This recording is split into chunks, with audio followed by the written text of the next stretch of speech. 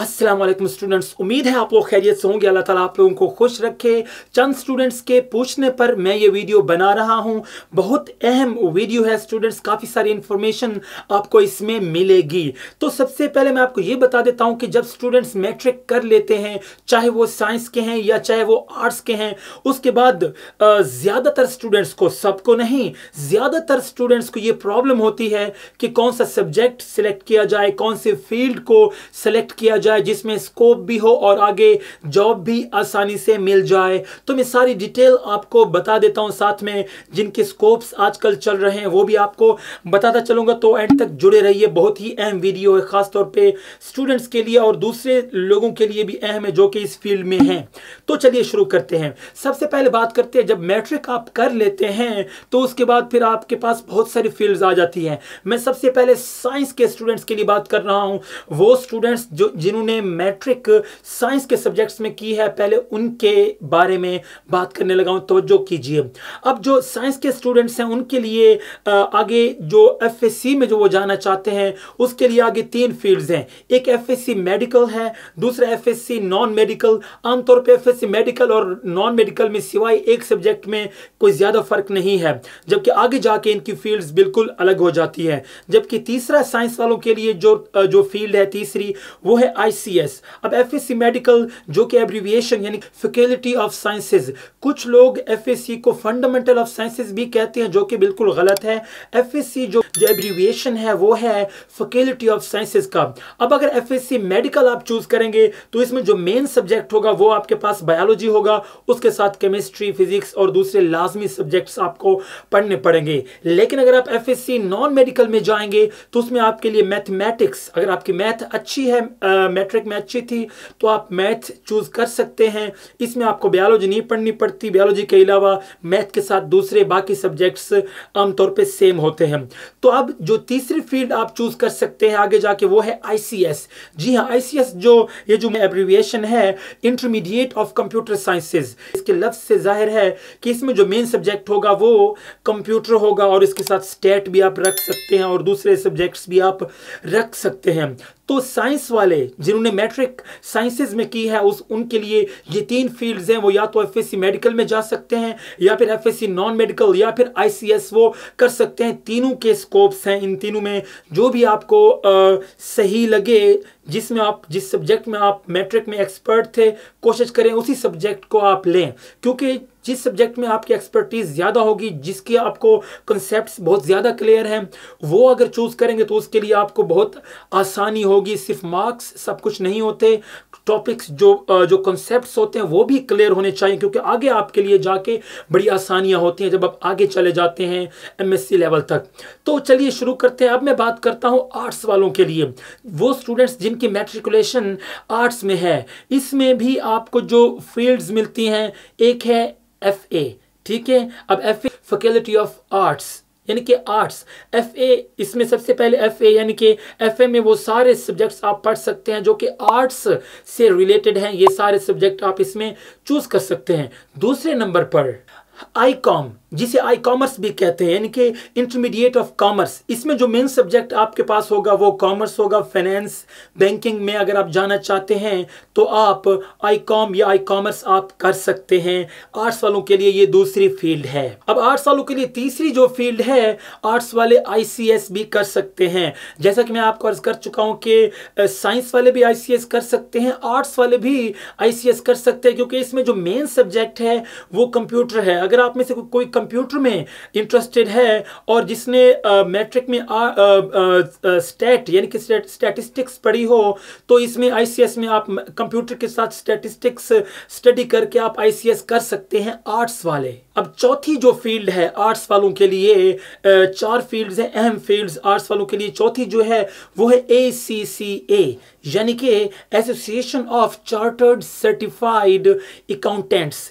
जी हाँ स्टूडेंट्स, आप ACCA में क्या पढ़ सकते हैं, तवज्जो फरमाइए। इसमें आप फाइनेंस के साथ साथ अकाउंटेंट भी आप पढ़ सकते हैं, अकाउंटेंट्स के सब्जेक्ट्स भी आप पढ़ सकते हैं, फाइनेंस भी आप पढ़ सकते हैं। तो जो आर्ट्स वाले हैं आप FA भी कर सकते हैं, ठीक है, ICOM यानी कि कॉमर्स भी कर सकते हैं, आप ICS भी कर सकते हैं और ACCA भी कर सकते हैं।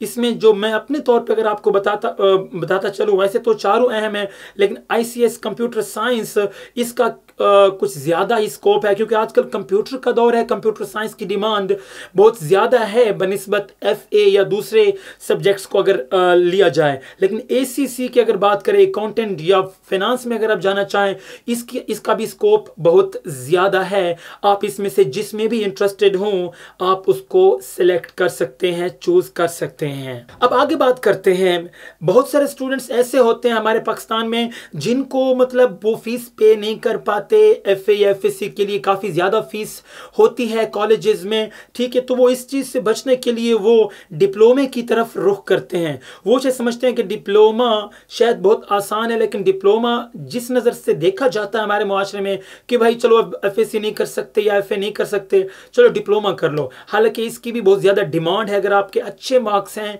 बेहतरीन अगर आपने ग्रेड्स लिए हैं, अच्छा काम किया है, कॉन्सेप्ट आपका क्लियर है, तो डिप्लोमे में भी आप आगे जा सकते हैं। अब डिप्लोमे में कौन से कोर्सेज आप सिलेक्ट कर सकते हैं, तवज्जो फरमाइए। इसमें सबसे पहला जो अहम डिप्लोमा आप कर सकते हैं वो है मेडिकल टेक्नोलॉजी प्रोग्राम। जी हाँ स्टूडेंट्स, मेडिकल टेक्नोलॉजी प्रोग्राम ये अगर आप डिप्लोमा कर सकते हैं तो इसके बाद अगर आपके अच्छे मार्क्स हैं तो किसी गवर्नमेंट हॉस्पिटल या लेबोरेटरी में एज ए असिस्टेंट आप जॉब कर सकते हैं। ये बहुत अहम और अच्छा, इसकी डिमांड भी है। आप ये डिप्लोमा पहले नंबर पे कर सकते हैं। दूसरे नंबर पे अगर आप ये डिप्लोमा नहीं करना चाहते तो आप DAE यानी कि डिप्लोमा ऑफ एसोसिएट इंजीनियरिंग भी आप कर सकते हैं। ये डिप्लोमा करने के बाद आप बेसिक असिस्टेंट के तौर पे आप काम कर सकते हैं। जो भी आपकी रिलेटेड फील्ड है उसमें आपको जॉब अच्छी पे के साथ मिल सकती है। तीसरे नंबर पे जो डिप्लोमा मैं आपके साथ शेयर करने लगा हूं, ये तकरीबन हर डिप्लोमा होल्डर एडिशनल भी कर लेता है। ये है डिप्लोमा ऑफ कंप्यूटर, जिसमें 6 महीने या साल के कोर्सेज होते हैं, इससे ज़्यादा का भी कोर्स होता है, जिसमें आप कंप्यूटर का कोर्स करके आप एज ए कंप्यूटर ऑपरेटर या IT असिस्टेंट के तौर पे सरकारी या किसी प्राइवेट फील्ड में आप किसी भी कंपनी में या किसी भी ऑफिस में जाके आप अच्छी पे काम कर सकते हैं। ये कंप्यूटर का डिप्लोमा करने के बाद लोग इसे आमतौर पे फर्ज करें अगर किसी ने DAE कर रखा है तो एडिशनली भी लोग ये डिप्लोमा कर लेते हैं, क्योंकि इसकी डिमांड है, इसकी जॉब आमतौर पे मिल जाती है।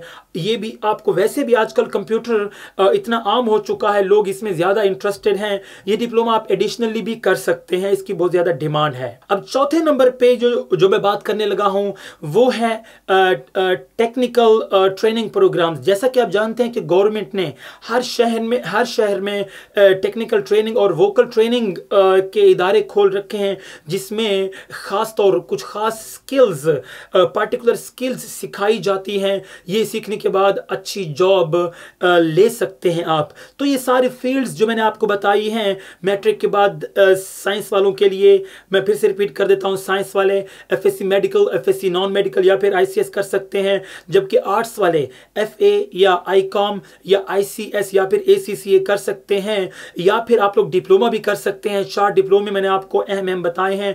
सबसे पहले मेडिकल टेक्नोलॉजी प्रोग्राम, उसके बाद DAE यानी कि डिप्लोमा ऑफ एसोसिएट इंजीनियरिंग भी आप कर सकते हैं, और फिर तीसरे नंबर पे जो मैं आपको बता चुका हूं that is about computer diploma भी आप कर सकते हैं। चौथे नंबर पे ये जो वोकेशनल ट्रेनिंग कॉलेजेस हैं जिसमें खास स्किल सिखाई जाती है, आप ये डिप्लोमा भी आप कर सकते हैं। कोशिश करें कि जो मेडिकल वाले हैं वो FSC को तरजीह दें। FSC अगर कंप्यूटर में आप लोग इंटरेस्टेड हैं तो ICS भी कर सकते हैं, जबकि जो FA वाले हैं वो ACCA या फिर ICS भी कर सकते हैं, जिसकी डिमांड दूसरों की निस्बत कुछ ज़्यादा है, क्योंकि कंप्यूटर का दौर है। और अगर डिप्लोमे वाले जो हैं अपने सब्जेक्ट के मुताबिक आप जो भी आपको बेहतर लगे आप चूज़ कर सकते हैं।